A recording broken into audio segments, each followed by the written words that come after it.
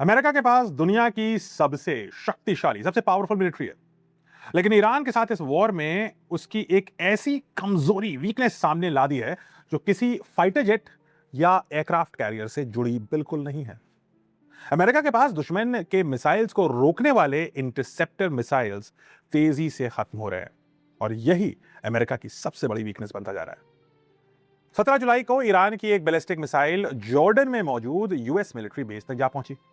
इस अटैक में अनकंफर्टेबल सवाल खड़ा कर दिया है अमेरिका के सामने।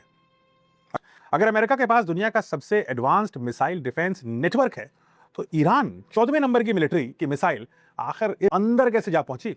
और अंदर ही नहीं पहुंची, अमेरिका के सोल्जर्स को उसने मार भी गिराया। इसका एक बड़ा कारण है इंटरसेप्टर मिसाइल्स की शॉर्टेज। पिछले कई महीनों में यूएस और उसके एलाइज ने ईरान के बैलिस्टिक मिसाइल्स और ड्रोन्स को इंटरसेप्ट करने में बड़ी संख्या में डिफेंसिव मिसाइल्स का भरपूर इस्तेमाल किया। एक मिसाइल को मारने के लिए तीन तीन पेट्रियट मिसाइल छोड़ दी। इस पूरे सिस्टम का जो सबसे इंपॉर्टेंट अंग वही है, patriot air defence system. Patriot कोई सिंगल मिसाइल नहीं है, ये एक पूरा एयर डिफेंस सिस्टम है, जिसे incoming aircraft, cruise missile, ballistic missile और इवन ड्रोन को डिटेक्ट और इंटरसेप्ट करने के लिए बनाया गया है। इसके सबसे इंपॉर्टेंट हिस्सों में आता है पहला आइटम, वो है रेडार। जो रेडार होता है वो लगातार आसमान को स्कैन करता रहता है और जैसे ही कोई इनकमिंग टारगेट डिटेक्ट होता है तो उसकी लोकेशन, स्पीड और डायरेक्शन की इंफॉर्मेशन पेट्रियट के कमांड सिस्टम तक वो भेज देता है। यानी आंखें हैं ये रेडार। इसके बाद कमांड सिस्टम कैलकुलेट करता है कि टारगेट कहां जा रहा है। उसे इंटरसेप्ट करने के लिए इंटरसेप्टर मिसाइल को कब और किस डायरेक्शन में लॉन्च करना है। फिर लॉन्चर से पेट्रियट इंटरसेप्टर मिसाइल को फायर किया जाता है। लेकिन इंटरेस्टिंग बात यह है कि इंटरसेप्टर मिसाइल सिर्फ लॉन्च होकर अपने आप टारगेट को ढूंढने नहीं निकल जाती। पेट्रियट का जो सिस्टम है वो पूरे इंटरसेप्शन प्रोसेस के दौरान टारगेट और इंटरसेप्टर दोनों की पोजीशन को रियल टाइम में ट्रैक करता रहता है और गाइडेंस इंफॉर्मेशन देता है। अगर आसान भाषा में समझना हो तो समझिए ऐसे, पेट्रियट का रेडार है उसकी आंखें, कमांड सिस्टम है उसका दिमाग और इंटरसेप्टर मिसाइल हैं उसके हथियार, हाथ की तरह। एक पेट्रियट बैटरी में कई लॉन्चर हो सकते हैं, इसलिए एक ही लोकेशन से मल्टीपल इनकमिंग थ्रेट को आप इंगेज कर सकते हैं। और इसी वजह से पेट्रियट को डेकेड से, दशकों से यूएस और इसके एलाइज जैसे इजराइल हैं, सऊदी अरेबिया है, यूएई हैं, इन सब के सबसे इंपॉर्टेंट एयर डिफेंस सिस्टम में से एक माना जाता है। लेकिन अब अमेरिका की असली प्रॉब्लम सामने आने लगी है। ईरान वॉर शुरू होने से पहले अमेरिका के पास लगभग 2330 यानी 2330 पेट्रियट इंटरसेप्टर सिस्टम्स थे। काफी बड़ी संख्या लग रही है, लेकिन हुआ क्या बताता हूं। लेकिन centre for strategic and international studies यानी सीएसआईएस, अमेरिका की एक बॉडी है, उसकी लेटेस्ट एस्टिमेट के मुताबिक 2200 से ऊपर थी पेट्रियट मिसाइल। उसकी लेटेस्ट डेटा कहती है कि महज 759 से 827 के बीच का कोई रेंज है, उतनी ही पेट्रियट मिसाइल सिस्टम अब बचे हैं। यानी अमेरिका अपने प्री वॉर स्टॉक पाइल का लगभग 2/3 65% इस्तेमाल कर चुका है। और यह कोई छोटा नंबर नहीं है। मतलब अगर पहले 100 पेट्रियट इंटरसेप्टर अवेलेबल थे तो अब महज 35 के आसपास ही बचे हैं। और यह शॉर्टेज सिर्फ पेट्रियट तक ही सीमित नहीं है। अमेरिका के दूसरे high and ballistic missile defence system, जिसका नाम है थार्ड, THAAD, उस पर भी भारी प्रेशर है। वॉर से पहले यूएस के पास करीब 452 थार्ड इंटरसेप्टर होने का एस्टिमेट था, 452। अब यह एस्टिमेट घटकर महज 90 बचा है, यानी लगभग 80% थार्ड मिसाइल्स खत्म हो चुकी हैं। और मिसाइल सस्ती नहीं है। एक advance patriot PAC-3 MSE interceptor की कीमत लगभग $4 मिलियन यानी 40 करोड़ रुपए एक मिसाइल।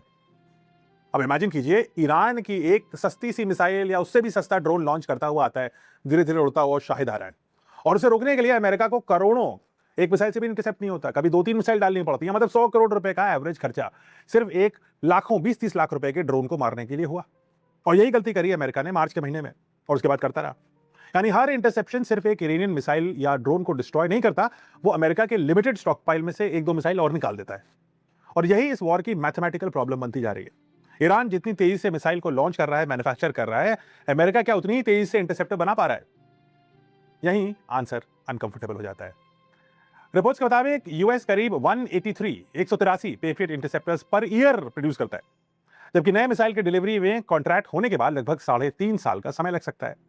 यानी अमेरिका आज प्रोडक्शन बढ़ाने का ऑर्डर तो दे सकता है, लेकिन फैक्ट्री में हजारों न्यू इंटरसेप्टर्स निकलने में अगला महीना नहीं लगेगा, इसमें सालों लग सकते हैं। और प्रॉब्लम सिर्फ आज की ही नहीं है। यूक्रेन वॉर के दौरान भी अमेरिका और इसके एलाइज ने यूक्रेन को पेट्रियट सिस्टम्स और इंटरसेप्टर्स दिए। मिडिल ईस्ट में ईरान और उसके प्रॉक्सीज के अटैक ने डिमांड को और बढ़ा दिया।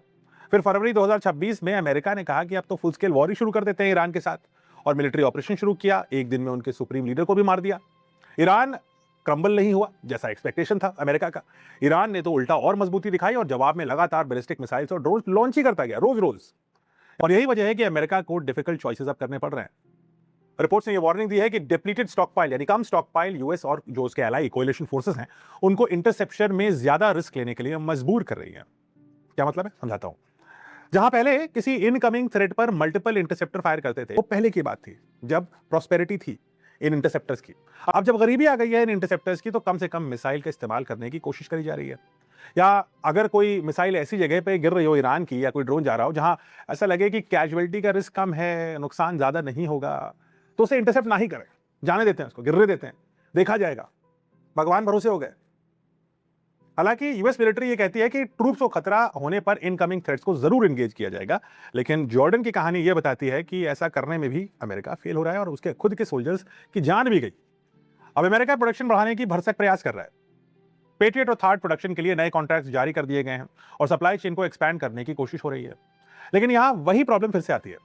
मिसाइल फैक्ट्री को पैसा देने से मिसाइल को बैटलफील्ड तक पहुंचने के बीच में सालों का फर्क हो सकता है, और यही सबसे बड़ी स्ट्रेटेजिक प्रॉब्लम है। अगर अमेरिका को ईरान जैसे एक 14वां नंबर की मिलिट्री के अपोनेंट के खिलाफ इतने इंटरसेप्टर्स खर्च करने पड़े कि इंटरसेप्टर की गरीबी आ गई, तो चाइना जैसे महायोद्धा से अगर उसका कभी युद्ध हुआ, जिसके मिसाइल्स कहीं बेहतर हैं, कहीं भारी मात्रा में है, जिसके पास ड्रोन्स का लाखों का जखीरा है, ऐसे एडवर्सरी के खिलाफ क्या अमेरिका कभी लंबी वॉर लड़ पाएगा? क्योंकि मॉडर्न वॉरफेयर में सिर्फ मिसाइल्स होना काफी नहीं है, उन मिसाइल्स को रोकने के लिए पर्याप्त इंटरसेप्टर होना भी उतना ही जरूरी है। और फिलहाल अमेरिका की सबसे बड़ी चिंता यही है, ईरान के मिसाइल पहले खत्म होंगे या हमारे यानी अमेरिका के इंटरसेप्टर्स। अगर ये वीडियो पसंद आई तो जरूर इस सवाल का जवाब दीजिए कमेंट में। आपको क्या लगता है, ईरान थकेगा या अमेरिका? और दूसरी बात, इस वीडियो को लाइक करिए, शेयर करिए, सब्सक्राइब करिए और इसको हाइप जरूर करिए ताकि ये और लोगों तक पहुंचे। चर्चा करिए, अगर आपको किसी चीज में क्रिटिसिज्म है तो वो भी बताइए और मैं आपकी बात जरूर सुनूंगा और उसके आधार पर नए वीडियोस बनाएंगे। जय हिंद, जय भारत।